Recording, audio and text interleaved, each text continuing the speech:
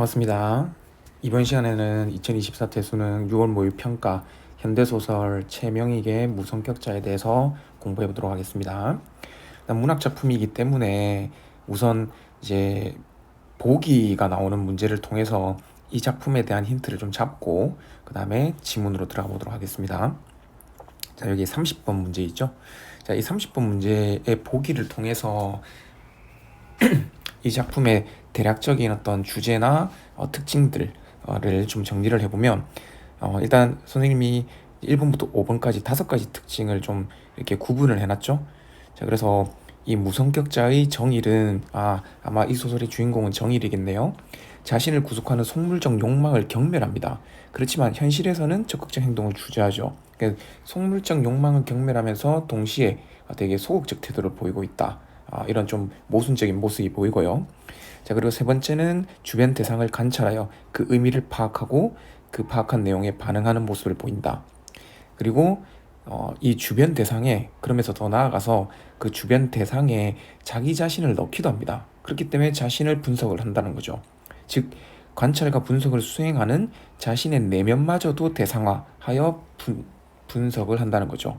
자, 그럼으로써 인간의 어떤 심리의 중층적 구조를 드러낸다. 자, 이런 특징을 보이는 게 무성격자라는 소설이네요.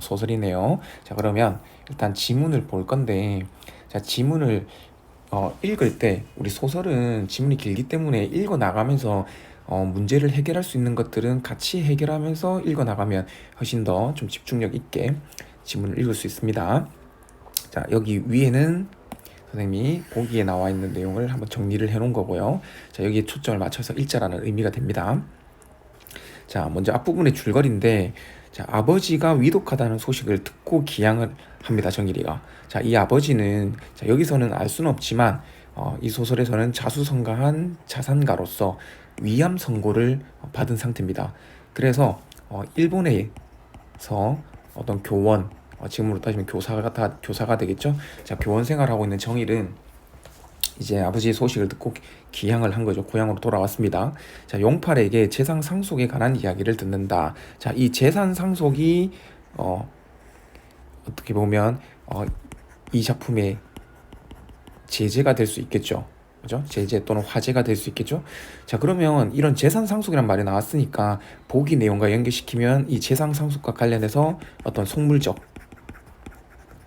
어떤 욕망, 속물적 욕망이 관련되어 앞으로 전개될 것임을 좀 추측을 해볼 수 있을 겁니다. 자, 물론 역시 이 지문을 통해서는 알 수는 없지만 용팔은 원래 아버지의 비서였는데 좀 눈이 먼 이제 누이, 정일이에겐 누이고 이제 아버지에겐 딸이겠죠. 이제 결혼을 시키고 현재 아버지가 자신의 재산을 관리하게 관리를 맡겨놓은 인물이 용팔입니다. 자, 아버지가 이제 아직도 지키고 있는 그의 재산을 넘겨다 보는 듯한 용팔이. 자, 그러니까 이 용팔이가 아버지의 재산을 좀 넘보고 있다. 자, 그러니까 그럼 이 용팔은 바로 이 속물적 인물의 대표적인 사람이겠구나. 그죠? 자, 따지는 삼판알이 거침없이 한 자리씩 올라가는 것을 유심히 바라보고 있는 자신. 자, 이 자신이 정일이겠죠? 그럼 정일도 이 삼판이 이제 우리 주판을 말하는데 아마 요즘 학생들은 주판을 본 적이 없을 겁니다. 뭐 약간 그 좀 복잡한 산수 계산할 때 요렇게 여기 주판 알들이 있는데 이 알들을 하나씩 올리면서 계산해나는 뭐 옛날식 계산기라고 보면 되겠죠? 자, 그런데 이 용팔은 앞에서 나왔지만 속물적 인물입니다. 자, 그리고 우린 보기를 통해서 정일은 속물적 욕망을 경멸하죠. 그렇죠? 그렇지만 정일 자신도 그 모습을 유심히 바라보고 있는 자신을 의식하는, 자, 이런 표현을 통해서 정일도 역시 속물적 욕망을 가지고 있구나. 본인도 어떻게 보면 경멸의 대상이 될 수 있겠죠. 자, 있을 때 이렇게 대각만 놓아도 이거 뭐 용팔이 하는 말이겠죠. 삼판을 밀어 놓으며 쳐다보는 용팔의 눈과 마주치게 되자 정일은 흠칫 놀라게 되는 자신의 얼굴이 붉어지는 걸 깨달았다. 즉 이 자신의 속물적 욕망을 들킨 것 같아서 뭔가 부끄러움을 느낀다, 이 말이겠죠. 자, 우리 일단 여기까지만 읽어봐도 이 소설은 나라고 안 하고 정일, 용팔, 아버지, 자, 이런 표현을 통해 사용하는 것을 통해서 우리는 3인칭 시점을 가지고 있음을 알 수 있고요. 자, 흠칫 놀라게 되는 자신의 얼굴이 붉어지는 것을 깨달았다. 자, 흠칫 놀란다. 이런 내면 심리를 서술하고 있죠. 아, 그러면 우리 3인칭 시점 중에 내면 심리를 서술하는 것은 전지적 작가 시점이다 라는 걸 알 수 있습니다. 자, 그리고 이 소설을 계속 읽어보면 알겠지만 전지적 작가 시점이지만 용팔의 내면 심리나 아버지의 내면 심리는 안 드러나고 정일의 내면 심리와 그 다음에 정일의 시선에서 나머지들을 관찰하는 서술 방식을 띄고 있다는 걸 확인할 수 있습니다. 자, 이러한 서술 방식을 우리는 또 제한적 전지적 작가 시점이다. 자, 이렇게 볼 수 있습니다. 이 제한적 전지적 작가 시점은 전지적 작가 시점과 1인칭 시점을 합쳐놓은 섞어놓은 시점이다라고 판단을 하면 됩니다. 한 인물의 시선을 통해서 드러내는데 사건을 진행될 건데 사건을 서술할 건데 역시 3인칭 시점을 가지고 있는 그런 시점이다라고 보면 됩니다. 자, 그러면서 이제 용팔이 여기에 대한 상속세만 해도 큰 돈인데 안 물고 할 수 있는 이것은 제 말씀대로 하시지요 라고 용팔이가 제안을 하는데 상속세를 물지 않는 제안을 하는 거죠. 자, 이런 걸 통해서 용팔의 어떤 이해타산적인 모습을 확인할 수 있다. 자, 이게 바로 우리 A, 즉 이렇게 28번에 자, A, 정일이 주목하는 용팔의 이해타산적인 모습을 드러낸다. 자, 이런 표현과 관련돼 있겠죠. 그래서 1번은 올바른 설명이 될 겁니다.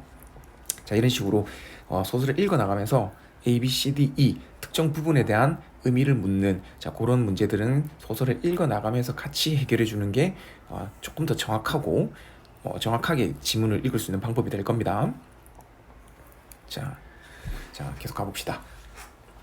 자, 그러면서 용팔은 정일에게 도장을 치라고 이렇게 말합니다. 자, 근데 여기서 이게 뭔지 무슨 내용인지 정확하게 파악이 잘 안 되죠.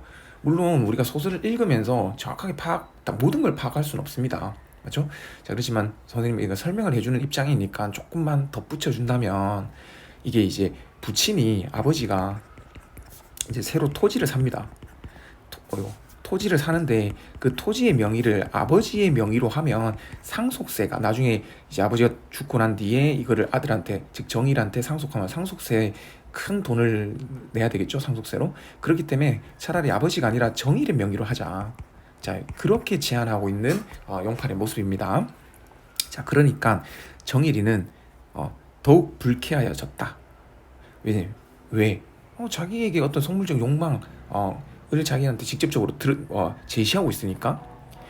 물론 그러니까 정일이는 속물적 욕망을 가지고 있지만 속물적 욕망에 대한 경멸도 드러내죠. 그러니까 이게 어떤 그런 속물적 욕망에 대한 어떤 경멸이라고도 해석할 수 있겠죠.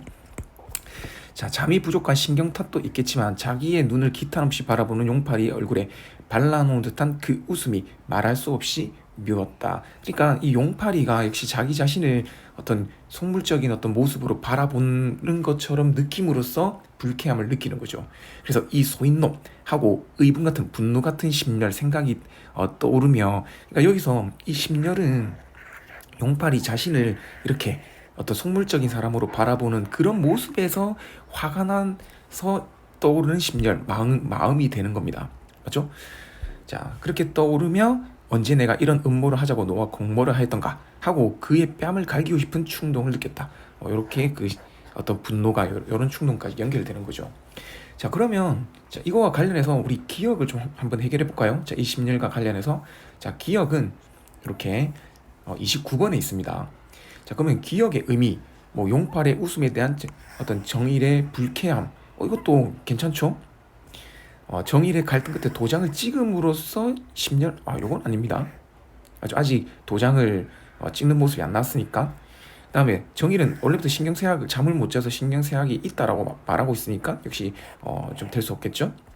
자, 용팔에 대한 미움이 뺨을 갈기고 싶은 충동으로 격화, 맞죠? 미움이 이렇게 그런 충동으로 연결됐으니까 이것도 올바른 설명이죠.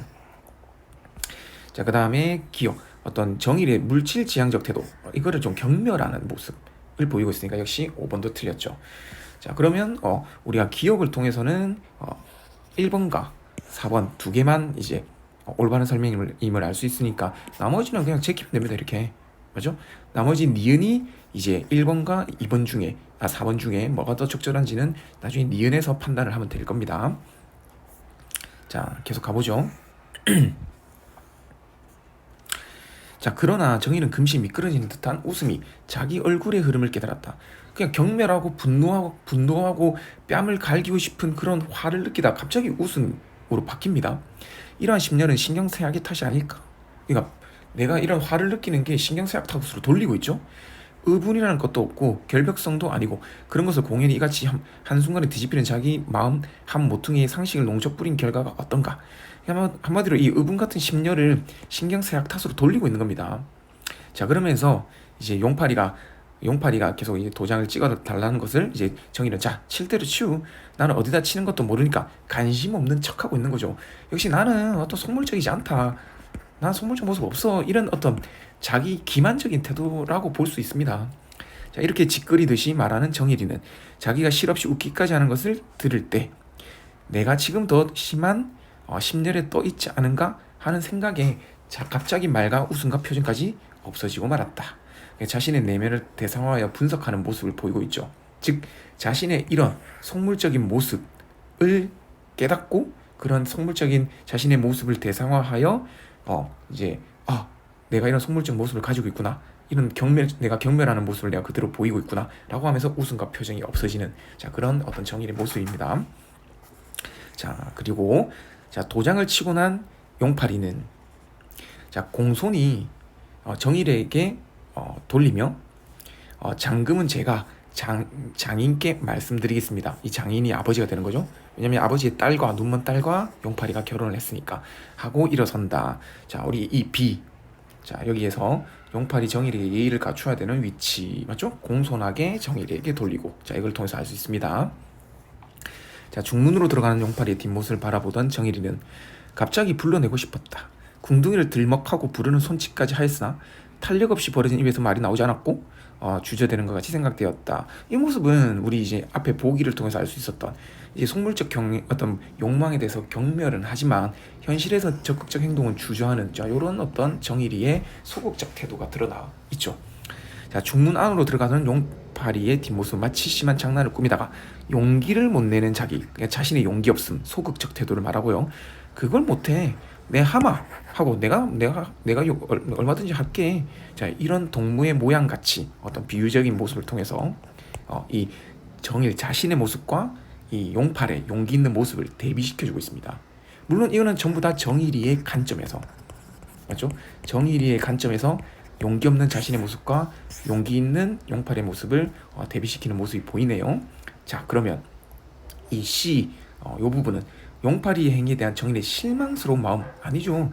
자신의 용기 없는 모습과 대비되는데 이거를 실망스러운 거 연결시킬 수 없겠죠. 오히려 어떻게 보면 용팔은 그래도 용기라도 있네. 이런 모습을 드러내는 거니까 실망과는 완전 다를 겁니다. 그래서 답은 3번이 될 거예요. 자, 동시 끝내 용팔이가 중문 안으로 사라져 불러낼 기회를 놓치고 말았다고 자, 후회를 하는 거죠. 이런 적극적 행동에 주저하는 자신의 모습이 계속 드러납니다. 자, 그러면서 정일이는 용팔이가 이 말을 시작했을 때 그러니까 상속세 많이 내야 되니까 그냥 명의를 정일이 명의로 하자라고 말했을 때부터 자기는 육감으로 벌써 얘기했던 거지 미리 생각했던지도 모를 일이 지금 일어나리라는 기대가 앞서는 것을 느끼며 자, 기대를 하고 있는 거지 이제. 자, 정일이가 실험의 결과를 기다리듯이 숨 죽이고 귀를 기울이고 있었다. 그러니까 용팔이가 아버지한테 가서 이거 정일이 명의로 합시다 라고 하는 그 대화를 주목하고 있는 정일이의 모습이 보이고 있는 거죠. 자, 이거 나중에 4번 선택지 이것도 맞죠? 결과를 주시하고 있다. 골고루 설명이 되는 거죠. 자, 그러면서 안에 침묵, 소리가 잘 안 들립니다. 그러다가 나중에 아버지의 격분한 고함 소리를 들었다. 그러니까 용팔이의 제안에 화를 내는 아버지의 모습이 보이는 거죠. 그죠? 자, 이거 우리 앞에서 설명했던 내용일 겁니다. 이거는 자, 됐죠? 자, 이렇게 하고 이제 중략 부분, 중략이 들어있고요. 자, 그 뒤에 자, 사실 이렇게 되어서까지 그러니까 위암으로서 위독하면서까지 죽기가 싫은가 하고 아버지를 눈 찌푸리고 바라보는 자기는 죽음의 공포를 해탈한 무슨 수양이 있는 것이 아니라 단지 애써 살려는 의지력이 없는 것뿐이다. 자, 이것도 자신의 내면을 대상화하고 있는 거죠. 자, 그러면서 아버지는 한 번도 자기의 생활을 회의하거나 후회를 하거나 죽음을 생각할 필요가 없었던 사람. 이건 아버지에 대한 정의의 평가가 들어있죠. 그러니까 삶에 대한 의지력이 강한 인물이다라고 평가를 하고 있는 거죠. 자, 역시 그러면 이 한번 볼까요? 그렇죠. 이 삶의 태도에 대한 정의의 평가. 자, 올바른 설명이 되겠습니다. 자, 계속 가봅시다. 자, 그래서 정일이는 어떤 위대한 의지력을 우러러보는 듯한 마음으로 아버지의 고통을 바라보고 있는 자기를 발견하는 때가 있었다. 자, 이것도 계속 자신의 내면을 대상화하여 분석하는 모습을 계속해서 드러내고 있습니다. 자, 그때 심한 구토를 한 후부터는 한 방울 물도 먹지 못하고 혓바닥을 축이는 것만으로도 심한 구역을 하게 된 만수 노인. 그러니까 지금 위독한 사람이니까 이 만수 노인이 바로 아버지겠죠. 상당히 위독한 상황입니다. 자, 그때 아버지는 물을 보기라도 하겠다라고 합니다. 자, 이게 아버지의 욕망이 됩니다. 맞죠? 자, 여기서 물론 우리 이 물이라는 거는 되게 원형적 상징을 가지고 있습니다. 맞죠? 원형적 상징을 가지고 있으면서 얘는 어떤 생명력, 맞죠? 어떤 재생, 자, 요런 이미지를 가지고 있거든요. 그러니까 여기서 이제 이 물이라는 거는 바로 이 아버지의 생명에 대한 어떤 강렬한 의지, 자, 요거와 연결이 될 수 있을 겁니다. 자, 정인이는 요를 두겨서 척척척 쌓아서 병상을 돋우고 아버지가 보이게 물그릇을 놓아드렸어. 드립니다. 왜? 물을 보고 싶어 하니까. 자, 그런데 이거를 바라보기에 이제 피곤한 병인, 병자, 환자를 말하니까 아버지겠죠? 그래서 아버지를 위해서 이제 큰 어항을 병실에 가득 놓아둬서 뭐 어디든지 이렇게 볼 수 있게 합니다. 그러니까 아버지는 이 어항에서 저 어항으로 서늘한 이 감각을 시선으로 할 듯이 돌려보다가, 자, 여기서 서늘한 감각이라고 했는데 이 감각이 보고 있는 건 뭡니까? 바로 물그릇에서 큰 어항, 그리고 이제는 물이 흐르는 것을 보고 싶다고 해서 이렇게 들이붓기를 계속하는, 이거를 보고 있는 감각이죠. 그럼 이 서늘한 감각은 죽음이 아니라 오히려 이거는 생명에 대한 어떤 감각이다, 이렇게 볼 수 있을 겁니다. 왜냐하면 물을 보고 있으니까. 앞에도 말했지만 이 물은 생명력이라는 어떤 원형적 상징을 가지고 있으니까. 그렇죠? 자, 그러면서 만수노인은 검게 탄 혀를 벌린 입을 밖에 내놓고 황홀한 눈으로, 자, 이 황홀한 눈, 맞죠? 이렇게 연결되니까 역시 이 서늘한 감각은 어떤 긍정적인 의미로서 어떤 생명력, 생에 대한 의지와 연결될 수 있겠죠. 자, 그 눈을 볼 때 정일이는 걷잡을 수 없이 눈물이 솟아납니다. 자, 그러면서 정일은 일찍 그러한 눈을 본 기억이 없다고 생각했다. 더욱이 아버지 얼굴에서, 자기 아버지에게서 저러한 동경에 사무친 황홀한 눈, 이 눈으로 물을 바라봤죠. 자, 이 물은 바로 뭘 상징한다? 생명을 상징한다. 자, 그러면 이 동경에 사무친 황홀한 눈은 생명에 대한 강렬한 동경, 이렇게 연결될 수 있겠죠. 사실. 자, 이렇게 무성격자라는 지문을 한번 쭉 읽어봤습니다. 자, 우리 지금 물론 이제 B 부분에서 니은을 읽어봤으니까, 자, 29번의 니은 한번 해결해보죠. 지금 남은 게 1번과 4번이었죠. 자, 여기서 니은은 아버지가 내비치는 황홀한 눈으로 인해 발생한 게 아니고 서늘한 감각으로 먼저 보고 그 뒤에 황홀한 눈을 발견하는 게 되는 거죠. 그러니까 이거 인과관계가 틀렸으니까 1번 틀렸습니다. 자, 그 다음에 4번은 니은은 물그릇에서 어항, 들이우는 물줄기로 심화되는 아버지의 갈망을 함축한다. 이것을 바로 서늘한 시선으로 바라봤기 때문에 이거는 올바른 설명이 되겠죠. 아버지의 욕망을 드러내니까 생명에 대한. 자, 그래서 답은 4번이 될 겁니다. 자, 이렇게 29번은 해결을 했고요. 자, 역시 28번도 우리 문제를 읽어보면서 다 해결을 했고, 자, 그럼 이제 남은 27번과 30번을 해결해 봅시다. 자, 서술상의 특징인데, 자, 바로 답으로 가죠. 서술자가 중심 인물의 시선, 정일이죠. 의존하여 사건의 양상을 제한적으로 나타낸다. 이게 바로 좀 전에 선생님이 얘기했던 바로 제한적, 전지적 작가 시점을 사용하고 있다라는 표현과 같은 말이 됩니다. 맞죠? 물론 이 표현은 1인칭 시점도 이 표현은 올바른 설명이 될 수 있습니다. 즉, 요 5번에 대한 설명은 물론 이제 서술자가 중심 인물의 시선 의존했다고 했으니까 이걸 동일한 인물을 보면 뭐 1인칭 시점도 올바른 설명이 될 수 있어요. 그렇지만 이거를 이제 서술자가 시선에 의존했다 했으니까 이게 약간 분리되어 보이죠. 그러면 이거는 그냥 1인칭 시점보다는 제한 전지적 작가 시점으로 해석하는 게 좀 더 적절해 보이네요. 자, 아무튼 일단 5번은 올바른 설명이 될 겁니다. 자, 그리고 이제 마지막 30번 한번 보죠. 자, 30번에서 자, 먼저 답인 2번을 한번 볼까요? 자, 상대의 웃음에서 공모 의사를 읽어내자 얼굴에 흐르는 미끄러지는 듯한 웃음을 깨닫는 데서 상대에 대한 불쾌감을 웃음으로 무마하려는 자신을 의식하는 모습을 찾을 수 있군 이라고 했는데, 자, 이 표현은 여기 있는 부분이죠. 자, 여기 있는 부분입니다. 자, 그러니까 여기는 일단 이 용파리의 이 욕망을 보고 먼저 뭐합니까? 심열, 분노를 느낍니다. 그렇죠? 그래서 뺨을 갈기고 싶어 합니다. 그렇지만 순간 자신의 얼굴에 웃음이 띄죠. 왜냐?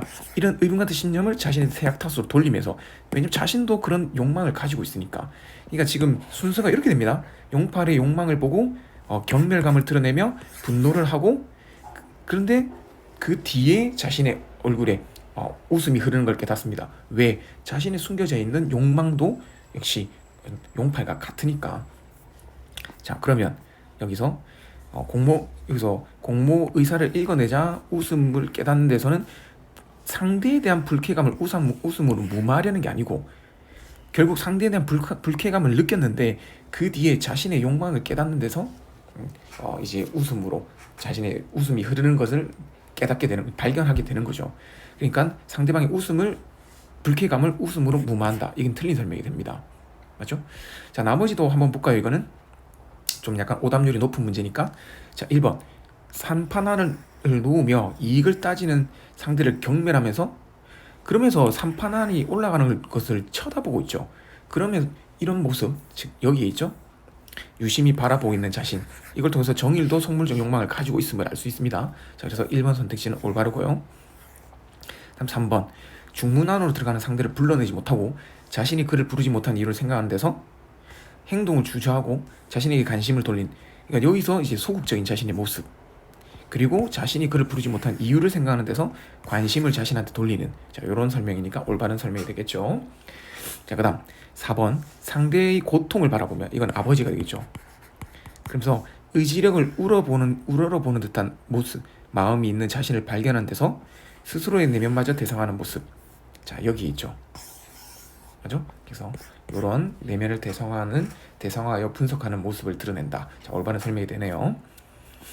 자, 그 다음 물줄기를 바라보는 상대로부터 이전에는 한 번도 보지 못한 눈을, 이 어떤 황홀한 눈이죠.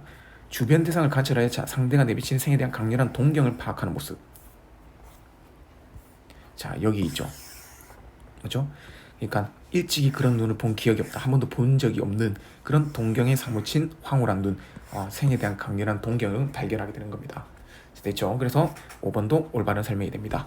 자, 이렇게 우리 현대 소설 무성격자라는 소설을 한번 쭉 다 살펴봤는데, 이 소설이 좀 어떤 정일의 인물의 내면 심리 중심으로 이루어져 있기 때문에 그렇게 쉽지만은 않은 소설입니다. 그러니까 대화로 쭉 이루어지는 소설은 이게 이야기가 계속 진행되기 때문에 조금 더 쉽게 읽을 수 있지만, 이렇게 내면 심리 중심의 소설은 여러분들이 좀 읽을 때 조금 힘들 수도 있습니다. 그렇지만 차근차근히 읽고, 이런 소설도 있던 인물의 어떤 내면 심리와 상황을 파악할 수 있도록 계속 공부하는 게 필요하겠죠. 자, 오늘은 여기까지 하겠습니다. 자, 다들 수고 많았습니다.